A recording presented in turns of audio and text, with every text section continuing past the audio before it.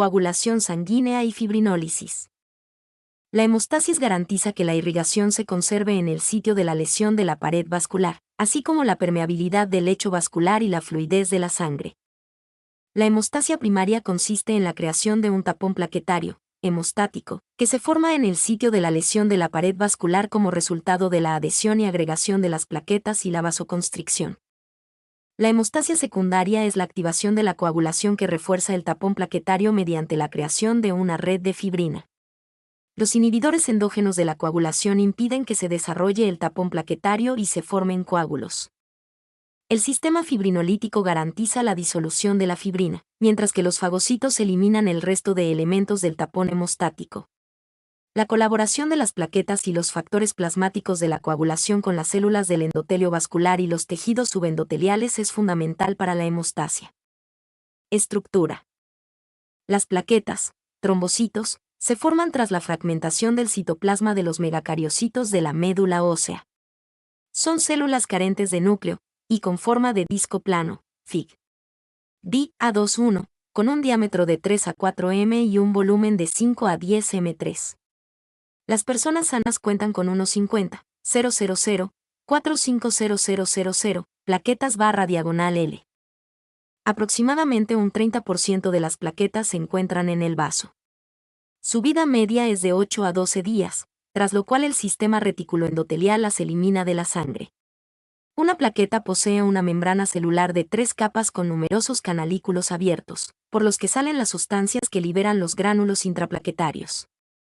La capa externa de la membrana es una cubierta, glicocálix, rica en glicoproteínas, GP, que actúan como receptores de los factores de activación e inhibición de la actividad plaquetaria.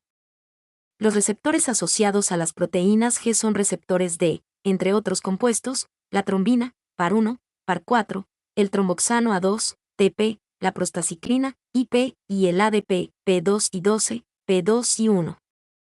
El segundo grupo de receptores que envía señales por medio de las tirosinas sinasas se une al colágeno, GPB, GPIA/IA, integrina 2,1, al fibrinógeno, GPI/IA, integrina IIP3, y al factor de von Willebrand, GPI9V, GPI/IA. Cabe mencionar otras proteínas de la superficie plaquetaria como los receptores de la adrenalina, la selectina P y de las inmunoglobulinas. El estroma principal de la membrana celular forma una capa doble de fosfolípidos que contiene proteínas de membrana. El sistema submembranoso de microfibrillas, microtúbulos y microcanalículos conforma el citoesqueleto de las plaquetas, que determina la conservación de su forma discoidal y sus cambios tras la activación. Entre otros componentes del citoesqueleto se encuentran proteínas contráctiles como la actina, la miosina, la 1-tubulina polimerizada y la filamina A. El citoplasma plaquetario contiene el factor de coagulación 13 y el factor de crecimiento de las células endoteliales derivado de plaquetas, DECF, iones de calcio y enzimas que metabolizan el ácido araquidónico acumulado en el sistema de canalículos densos, retículo endoplasmático. El interior de las plaquetas, además de unas pocas mitocondrias, incluye 1. Gránulos, que contienen a. Proteínas de adhesión, fibrinógeno, fibronectina, factor de von Willebrand, WF, trombospondina, vitronectina y selectina P. b. Factores de crecimiento, factor de crecimiento derivado de plaquetas, PDGF, factor de crecimiento transformante, TGF, factor de crecimiento endotelial vascular, VEGF, y factor plaquetario 4, PF4. C. Factores de coagulación y fibrinólisis, fibrinógeno, WF, FV, quininógeno de alto peso molecular, HMWK, inhibidor C1, FXI, proteína S, inhibidor del activador del plasminógeno tipo 1, PAI1, 2-antiplasmina e inhibidor de la vía del factor tisular, Tissue Factor Pathway Inhibitor TFPI. 2. Gránulos densos, que contienen ADP, ATP, serotonina, iones de calcio y polifosfatos. 3. Lisosomas que contienen hidrolasas ácidas. 4. Peroxisomas que contienen peroxidasa. El contenido de estos gránulos se libera en el proceso de activación plaquetaria. En la membrana y los gránulos plaquetarios nos encontramos con numerosas metaloproteinasas que liberan los receptores de adhesión de la membrana plaquetaria. Véase más adelante. A continuación, reducen su densidad en la superficie plaquetaria para impedir una activación excesiva. Las plaquetas cumplen dos funciones fundamentales en la hemostasis. 1. Forman el tapón hemostático en el sitio de la lesión del endotelio vascular. 2. Participan en las reacciones de coagulación sanguínea. En las siguientes fases de creación y crecimiento del tapón plaquetario, las plaquetas se adhieren a los componentes del tejido conjuntivo subendotelial, se activan, se agregan, se estabilizan gracias a las fibras de fibrina y se retraen. La participación de las plaquetas en la hemostasis primaria incluye los siguientes fenómenos. 1. Adhesión plaquetaria. En condiciones de flujo sanguíneo normal, en los vasos sanguíneos grandes, fuerzas de cizallamiento bajas, las plaquetas se unen directamente a las proteínas del tejido conjuntivo, colágeno, fibronectina, laminina y vitronectina, por medio de sus receptores superficiales. La adhesión de las plaquetas al colágeno tiene lugar gracias a los receptores de acción sinérgica GPIA/diagonal y GPB. En los vasos pequeños que presenten fuerzas de cizallamiento altas, la unión requiere VWF plasmático, que tras adherirse a la pared vascular experimenta cambios conformacionales que le permiten unirse al receptor GPI9V en la superficie plaquetaria. Asimismo, la interacción de la GPI con la selectina endotelial P, CD62, es fundamental, puesto que es responsable del rodamiento plaquetario sobre la superficie endotelial. 2. Activación plaquetaria, FIG. DA2-2 tiene lugar como resultado de la adhesión a la matriz extracelular y la actividad de agonistas como la trombina, el agonista plaquetario fisiológico más potente, el tromboxano A2, TXA2, el ADP.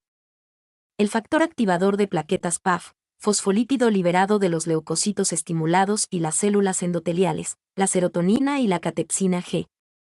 La adrenalina no cumple una función directa de agonista, pero intensifica la activación plaquetaria y la secreción iniciadas por otros agonistas.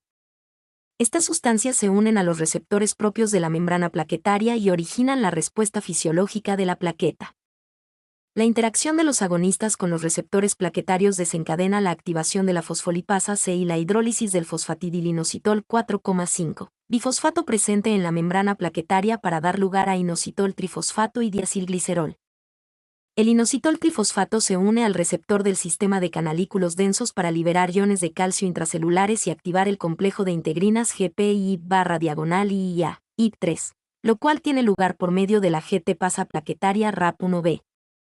La activación de la GPI/diagonal IIA y su unión al fibrinógeno y el VWF estabilizan la adhesión plaquetaria y contribuyen a que la señal se envíe al interior de las plaquetas. El diacilglicerol intensifica la activación de las proteínas sinasa C. El resultado de esta reacción es la activación plaquetaria. Su forma se modifica, se liberan las sustancias intraplaquetarias y tiene lugar la agregación. La activación de las plaquetas se manifiesta morfológicamente por un cambio en su forma que de discoidal pasa a ser irregular, con numerosas protuberancias, pseudópodos. La fosforilación simultánea de las proteínas intraplaquetarias, la transferencia de iones de calcio desde los canalículos densos al citoplasma, la reducción de la concentración del AMPC y la liberación de las sustancias incluidas en los gránulos favorecen que continúe la activación plaquetaria, en la cual tienen un papel fundamental las rutas metabólicas iniciadas por la hidrólisis de los fosfolípidos de membrana. En la primera de ellas, bajo la influencia del ADP, la trombina en concentración baja y la serotonina, tiene lugar una serie de reacciones que desembocan en la fosforilación de la miosina y la activación de la fosfolipasa A2, la 2, que a su vez inicia la segunda ruta metabólica, la cascada del ácido araquidónico. La PLA2 libera este ácido desde los fosfolípidos de membrana. A continuación, se transforma en endoperóxidos cíclicos de prostaglandina PGG2 y PGH2. Esta transformación está mediada por la ciclooxigenasa, PGH sintetasa, una enzima inhibida por el ácido acetilsalicílico y por otros antiinflamatorios no esteroideos. Las plaquetas contienen ciclooxigenasa 1 constitucional, COX-1. A partir de los peróxidos cíclicos de prostaglandina, en las plaquetas se produce tromboxano A2, TXA2, mientras que en el endotelio vascular se produce principalmente prostaciclina, PGI2.